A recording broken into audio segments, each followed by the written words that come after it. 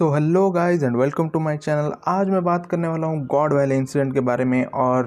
शैकी के बारे में भी, क्योंकि ऑब्वियसली वन पीस के नए चैप्टर में हमें बहुत सारी नई चीज़ें पता चली और हमें एक तरह से हिंट्स भी दिए गए कि मे बी जो गॉड वैली का इंसिडेंट हुआ था उसका मेन रीज़न किसी तरह से शैकी थी। क्योंकि नए चैप्टर में हमने देखा कि शैकी को एक्चुअली में पायरेट आइलैंड का क्राउन जूल या फिर ट्रेजर कहा गया है, और इससे पहले हमें ये कहा गया था कि जो पायरेट आइलैंड का ट्रेजर था वो एक्चुअली में मेन रीज़न था कि rocks pirate actually God valley में आए और गॉड वैली में इन्वॉल्व हुए। और नए चैप्टर को पढ़ने के बाद मैं ऑब्वियसली पीछे जाके मैंने देखा कि जो गॉड वैली इंसिडेंट के बारे में हमें जो भी सारे सीन्स दिखाए गए हैं उस सीन्स के डायलॉग को मैंने एनालाइज किया, और इससे हमें एक्चुअली में और ज़्यादा प्रूफ मिलता है कि मे बी वो इंसिडेंट शैकी की वजह से ही हुआ था। और जो मैंने अपने पिछले वीडियो में बोला था कि मैं बिलीव करता हूँ कि मैं भी शैकी मेन रीज़न ना हो, मेन रीज़न एक्चुअली में कोई और चीज़ भी हो सकती है। तो इसमें एनालाइज करने के बाद मुझे ऐसा पता चल रहा है कोई दूसरा रीज़न तो पक्का था, लेकिन वो रीज़न क्या था वो हमें नहीं पता, लेकिन कोई दूसरा रीज़न ज़रूर था गॉड वैली इंसिडेंट के लिए। और मुझे ऐसा क्यों लगता है, मैं ये आप लोग को सीक्वेंस वाइज सीन में डायलॉग्स पढ़ के मैं आप लोग को समझाऊंगा कि मुझे ऐसा क्यों लगता है।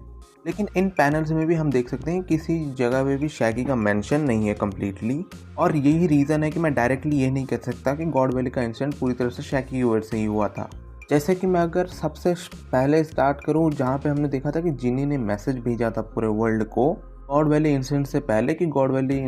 वैली का जो गेम है वो होने वाला है गॉड वैली आइलैंड पे। और उस मैसेज में जिनी ने मेनली डेविल फ्रूट्स का मेंशन किया है। हमें ये नहीं बताया गया कि जिनी ने शैकी के बारे में बताया था कि नहीं, क्योंकि अगर जिनी ने शैकी के बारे में नहीं बताया था तो रॉक्स पायरेट्स का तो समझ में आएगा फिर भी अगर एक तरह से देखो तो, लेकिन रॉजर पायरेट्स का यहाँ पे आना एक्चुअली में समझ में नहीं आता है अगर शैकी का मेंशन ही नहीं था उस मैसेज में। लेकिन अगर मैं बाकी के डायलॉग्स को सुनूं और उसमें से मैं जानने की कोशिश करूं तो ये बहुत ही प्रोबेबल लग रहा है मुझे कि ये पूरा का पूरा इंसिडेंट शैकी की वजह से ही हुआ था। तो मैं आप लोग को एक एक करके बताता हूँ मुझे ऐसा क्यों लगता है कि ये शैकी की वजह से हुआ था। तो सबसे पहले तो मैं वाइट बियर्ड से ही स्टार्ट करता हूँ, क्योंकि वाइट बियर्ड का जो डायलॉग है वो ज़्यादा कुछ बताता नहीं है इस केस में। लेकिन सबसे पहले तो उसका डायलॉग सिंपल है कि रॉक्स तुम जल्दी में क्यों जा रहे हो और क्या कब से मैं तुम्हें फॉलो करने लगा। लेकिन उसके बाद जो टूसी का डायलॉग है जो वाइट बियर्ड को कहती है कि new get not you to, वो एक्चुअली में सेंस नहीं बनाएगा। अगर रॉक्स और वाइट बियर्ड एक्चुअली में किसी ट्रेजर के पीछे जा रहे होंगे तो टूसी ये बात नहीं कहती। ये चीज़ तभी सेंस बनाएगी अगर यहाँ पे वाइट बियर्ड और रॉक्स एक्चुअली में किसी और के पीछे जा रहे हैं, जैसे कि शैकी के पीछे। पिछले चैप्टर में पता चला कि स्टूसी एक्चुअली में वाइट बियर्ड को पसंद करती है, तो ये डायलॉग एक्चुअली में स्टूसी का यहाँ पे सेंस बनाता है। और इसके बाद का जो कॉन्वर्जेशन है स्टूसी और ग्लोरियोसा के बीच में वो इसी बात को और ज़्यादा सॉलिडिफाई करता है, क्योंकि ग्लोरियोसा कहती है कि डोंट बी सो पैथेटिक स्टूसी। ये में भी सेंस बनाता है क्योंकि स्टूसी वाइट बियर्ड को इसलिए कह रही है क्योंकि वो एक्चुअली में शैकी को पसंद करता था। लेकिन जो उसके बाद डायलॉग है कि सेम टू यू स्टूस ग्लोरियोसा, ये डायलॉग एक्चुअली में ये शो करने के लिए, क्योंकि हमने जो पिछले चैप्टर में देखा था कि जब शैकी को एक्चुअल में रॉजर भी पसंद करता था तो ग्लोरियोसा यही सेम चीज़ रॉजर के साथ ट्राई कर रही थी। तो यही चीज़ एक्चुअली में स्टूसी यहाँ पे ग्लोरियोसा को कह रही है। और अगर तुम किसी और सिचुएशन में जाके ये डाल के देखोगे, अगर ये किसी ट्रेजर के बारे में कहा जा रहा हो या फिर किसी और चीज़ के बारे में, यहाँ पे वो ये जो डायलॉग्स है ये सेंस नहीं बनाएंगे। तो इसीलिए मुझे लगता है मे बी जो मेन रीज़न था रॉक्स पायरेट्स का यहाँ पे आने का या फिर रॉजर और वाइट बियर्ड जैसे बाकी सबका आने का,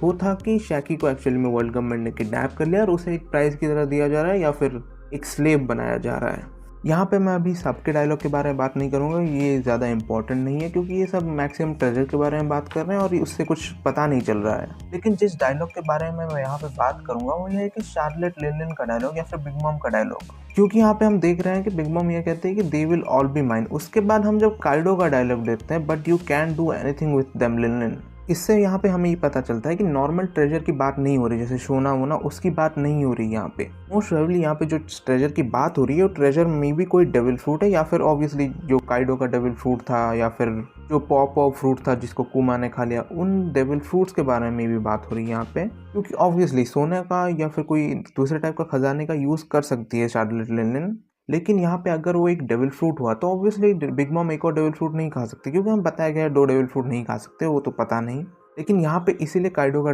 डायलॉग सेंस बनाएगा कि लिनलिन एक्चुअल में दूसरा डेविल फ्रूट नहीं खा सकते, तो उसके लिए वो ट्रेजर किसी काम का नहीं है। और क्योंकि पिछले चैप्टर हमने देखा था कि काइडो को भी एक्चुअल में एक डेविल फ्रूट पावर चाहिए था क्योंकि वो जेलस था व्हाइट बियर्ड के पावर से, तो मे बी यहाँ पे एक्चुअल में काइडो इसीलिए लिन को ये कह रहा है क्योंकि उसे उनमें से एक डेविल फ्रूट खाना है जो कि वो फ्यूचर में खाएगा भी। यहाँ पे ये भी हो सकता है मे बी उनमें से कोई एक डेविल फ्रूट वो भी हो जो एक्चुअल में रॉक्स ढूंढ रहा हो, जो इन 2 डेविल फ्रूट्स में से एक। लेकिन इसके बाद वाले पैनल पे हम जब देखते हैं कि रॉक्स पायरेट का एक और एक्चुअल में पैनल है एक साथ, और यहाँ पे उनके और डायलॉग्स है, और यहाँ पे जब हम व्हाइट बियर्ड के डायलॉग को देखते हैं ये बहुत ही ज़्यादा इंडिकेट करता है कि मे बी यहाँ पे 2 रीजंस है गॉड वैली में आने के रॉक्स पायरेट्स का। क्योंकि यहाँ पे व्हाइट बियर्ड कहता है कि I know that fool just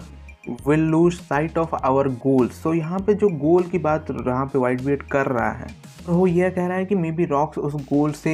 टक जाएगा, और उसके बाद वो ये भी कहता है we have to be certain first. तो यहाँ पे जो 2 चीज़ें हैं, तो यहाँ से हमें 2 चीज़ें पता चलती हैं कि ये कि रॉक्स पायरेट्स एक्चुअल में किसी एक गोल के लिए ही एक्चुअल में गॉड वैली में आए हैं, और दूसरी चीज़ हमें जो पता चलती है वो यह है कि इस आइलैंड पे ऐसी कोई चीज़ है जिसकी वजह से व्हाइट बियर्ड को लगता है कि रॉक्स अपने मेन गोल से भटक सकता है। और यहाँ पे ये चीज़ भी उन्हें गारंटी भी नहीं है कि इस आइलैंड पे वो चीज़ है भी कि नहीं जिसके लिए वो यहाँ पे आए हैं। तो यहाँ पे मुझे लगता है कि मे बी यहाँ पे आने का उनका एक्चुअली में कोई मेन गोल हो। मुझे यहाँ पे लगता है कि 2 पॉसिबिलिटीज़ हैं यहाँ पे। जैसे कि ऐसा पॉसिबल है कि मे बी रॉक्स पायरेट यहाँ पे एक्चुअली में आए हो क्योंकि शैकी को उन्हें बचाना है और इसीलिए मे बी वो यहाँ पे आए हो, या फिर जो दूसरी पॉसिबल चीज़ हो सकती है मेन गोल शैकी को बचाना ना हो, वो एक्चुअली में एक साइड मिशन हो, और जो मेन गोल रॉक्स पायरेट्स का यहाँ पे आना हो वो किसी ट्रेजर के लिए जो यहाँ पे दिया जा रहा था उन लोग को। अभी वो ट्रेजर क्या हो सकता है, मोस्ट प्रोबेबली कोई एक डेविल फ्रूट जिसको रॉक्स ढूंढ रहा था, उन दोनों में से कोई एक डेविल फ्रूट, या फिर वो किसी और तरह का ट्रेजर हो सकता है जिसके बारे में अभी तक हमें नहीं बताया गया है। और मैं यहाँ पे क्यों कह रहा हूँ कि इनका डेफिनेटली कोई ना कोई गोल था किसी चीज़ को लेने का हो, इसीलिए है कि यहाँ पे हम बिग बॉम को देखते हैं कि वो कहती है कि हमें जो भी चाहिए उससे चुरा के हमें फटाफट यहाँ से निकल जाना चाहिए। और हमें इसी सेम चैप्टर में दिखा दिया गया था कि बिग मम ने ये सेम चीज़ की भी थी। वो सबसे पहले गई डेविल फ्रूट चुराने के लिए, और उसे चुराने के बाद उसे सीधा ही निकल गई यहाँ से। लेकिन फिर भी हम यहाँ पे डेफिनेटली ये नहीं कह सकते कि जो डेविल फ्रूट उन्हें को चाहिए थे वो काइडो या फिर पॉपो फ्रूट ही था, क्योंकि हमने देखा है कि रॉक्स पायरेट्स के बहुत टाइम पे अलग अलग गोल्स भी थे। तो मे बी एक्चुअल में बिग मॉम का गोल हो कि उसे वो डेविल फ्रूट चाहिए थे, और मे बी जो एक्चुअली में जिस चीज़ के लिए सारे के सारे रॉक्स पायरेट थे तो वो सेम रीज़न नहीं था। वो कुछ रॉक्स पायरेट्स में भी ट्रेजर के लिए आए हों, कुछ रॉक्स पायरेट्स में भी बस फाइट के लिए आए हों, या फिर ऐसा भी हो सकता है कि उनका कंबाइंड गोल हो किसी पर्टिकुलर डेविल फ्रूट को चुराना का, लेकिन उसके साथ साथ ही उनका एक गोल हो कि शैकी को भी बचाना, या फिर शैकी को बचाने के साथ उनका साइड गोल हो कि कोई डेविल फ्रूट चुराना हो। और यहाँ पे जो बाकी के डायलॉग्स है कि today is the final fight I assume, और उसके बाद we will settle this once and for all, जो 2 डायलॉग है, पहले तो स्टूसी का उसके बाद ग्लोरियोसा का, इस डायलॉग से मैं एक चीज़ समझ पा रहा हूँ कि इन लोग को एक्चुअली में पता होगा कि ये एक्चुअली में रॉक्स पायरेट्स में या तो ये लोग आखिरी बार रॉक्स पायरेट्स में एक साथ काम कर रहे हो, या फिर ऐसा हो सकता है कि यहाँ पहुँचने के बाद ही इन्हें पता चल गया हो कि रॉक्स पायरेट्स एक्चुअली में यहाँ पे डिस्ट्रॉय होने वाली है या फिर सिंपली डिसबैंड होने वाली है। और मे बी इसका रीज़न ये हो सकता था कि मे बी गॉड वैली का इंसिडेंट अगर सक्सेसफुल हो जाता रॉक्स पायरेट्स के हिसाब से, और रॉक्स पायरेट्स यहाँ से बच के निकल जाते, तो मे बी इस चीज़ से एक्चुअली में रॉक्स का प्लान एक्चुअली में कंप्लीट हो जाता, और जो उसका फाइनल प्लान था कि उसे जाके पूरे के पूरे वर्ल्ड गवर्नमेंट को डिस्ट्रॉय करना है और किंग ऑफ द वर्ल्ड बनना है, ऐसा हो सकता है कि अगर यहाँ पे गॉड वैली में रॉक्स पायरेट्स जीत जाते तो वो गोल एक्चुअली में वो कंप्लीट कर लेता और वो एक्चुअली में उनका फाइनल बैटल होता। और अगर उसे वो बैटल जीतना है तो ये गॉड वैली का बैटल उसे जीतना पड़ता पहले। लेकिन ऐसा हो सकता है कि मे बी ये भी हो सकता है कि यहाँ पे आने के बाद ही इन लोग को पता चल गया हो कि आज ही है जो सब कुछ होगा, क्योंकि इन लोग को मतलब ये लोग इतने स्ट्रॉन्ग पायरेट्स हैं और इन्हें एक्चुअली में पता चल गया होगा कि ये मे बी हमारा लास्ट बैटल है, क्योंकि इसके बाद रॉक्स पायरेट्स एक्चुअली में डिस्ट्रॉय होने वाली है। सो ये तो हो गई रॉक्स पायरेट्स के बारे में बात, लेकिन अभी रॉजर पायरेट्स के बारे में बात करते हैं। और रॉजर पायरेट्स का अगर तुम डायलॉग्स देखने जाओगे, जो पहला डायलॉग रॉजर का है वो है कि it's been a whole year, do you have any idea how I have felt all this time. और इस डायलॉग को सुनने के बाद मैक्सिमम लोग सीधा यही बोल रहे हैं कि ये मे बी रॉजर शैकी के लिए ही बोल रहा है। लेकिन इसमें एक प्रॉब्लम है, जो प्रॉब्लम है वो ये है कि रॉजर इस साल के बारे में बात कर रहा है, और अगर आप लोग को याद है तो गॉड वैली का इंसिडेंट हुआ था 39 ईयर्स पहले, लेकिन हमें पिछले चैप्टर में ये बता दिया गया था कि शैकी एक्चुअली में 42 ईयर्स पहले ही हाचिनोसु में जा चुकी थी, और यहाँ उससे वहाँ पे ट्रेजर भी कहा गया था। और अगर यहाँ पे रॉजर शैकी की बात कर रहा होता तो इसका मतलब ये हुआ कि रॉजर एक्चुअली में हाचिनोसु में जाकर शैकी को मिला होता, क्योंकि ऑब्वियसली 3 ईयर्स के बीच में 42 ईयर्स और 39 ईयर्स के बीच में जो गैप है इन दोनों इवेंट्स के बीच में, तो यहाँ पे ऑब्वियसली रॉजर शैकी से अगर मिला होगा तभी वो ये बात शैकी के लिए कह रहा होगा। और ये मैं ऐसा कह रहा हूँ कि मे बी ये पॉसिबल भी हो सकता है कि रॉजर एक्चुअली में हाचिनोसु में जाके शैकी से मिला हो। लाइक अभी तक हमें रॉजर और रॉक्स का उतना कुछ रिलेशनशिप नहीं दिखाया गया, लेकिन मुझे लगता है कि अगर रॉजर और रॉक्स का रिलेशनशिप एक तरह से लूफी और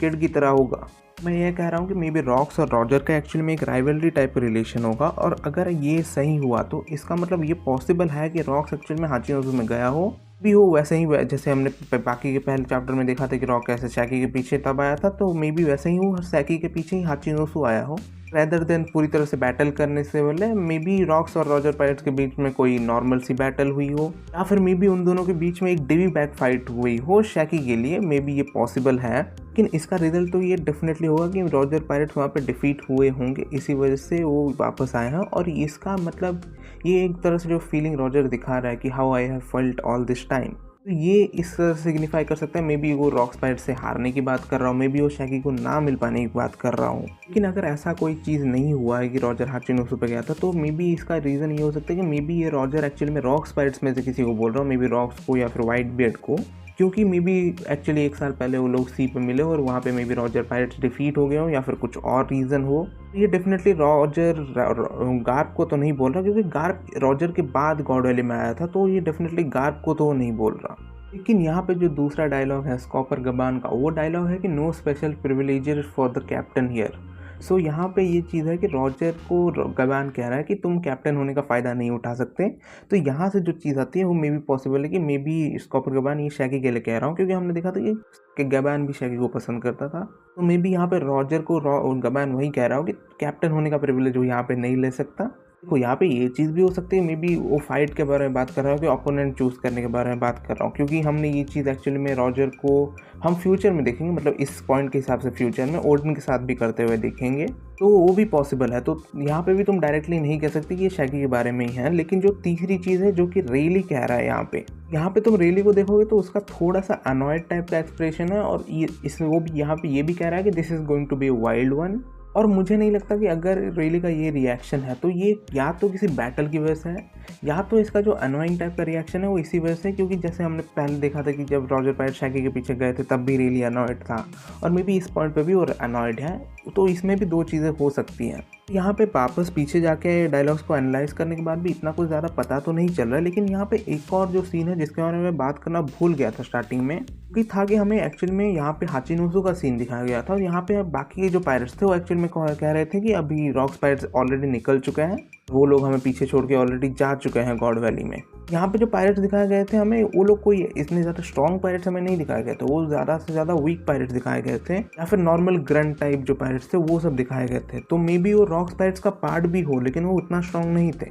लेकिन उस सीन में अगर तुम उन पायरेट्स को देखोगे तो वो एक्चुअली में किसी तरह से एक्साइटेड है और उन्हें एक्चुअली में जाना है गॉड वैली में। लेकिन अगर तुम वन पीस को बहुत टाइम से फॉलो कर रहे हो तो तुम्हें ये पता होगा कि ये में जो वीक पायरेट्स यहाँ पे होते हैं वो इतना एक्साइटेड कभी भी नहीं होते हैं बैटल में किसी बहुत ही ज़्यादा स्ट्रॉन्ग कैरेक्टर से जाके भिड़ने के लिए। और यहाँ पे वो लोग गॉड वैली में जा रहे हैं जहाँ पे बहुत सारे स्ट्रॉन्ग फाइटर्स होने वाले हैं। तो मुझे यहाँ पे ये लगता है कि मे बी क्योंकि हमने देखा था कि शैकी को सारे ही पायरेट्स पसंद करते थे, तो मे बी शैकी के किडनैप होने के बाद इन सबको भी जाके शैकी को बचाना है, और इसीलिए ये लोग इतने ज़्यादा एक्साइटेड है रेदर देन ये लोग स्कैर्ड होंगे कि स्ट्रॉन्ग पायरेट्स से हमें फाइट करना है। ये भी एक और हिंट हो सकता है कि मे बी ये लोग शैकी ही मेन चीज़ थी जो गॉड वैली इंसिडेंट को ट्रिगर किया था। और यहाँ पे पूरा जाके एनालाइज करने के बाद पीछे के सारे जो डायलॉग्स थे उनको एनालाइज करने के बाद यहाँ पे मैं एक ही कंक्लूजन पे आ सकता हूँ कि मे बी शैकी तो एक रीज़न थी ही डेफिनेटली गॉड वैली का, लेकिन यहाँ पे एक सटल हिंट्स भी है कि यहाँ पे रॉक्स पायरेट्स के एक्चुअली में बहुत सारे अलग अलग गोल्स भी थे,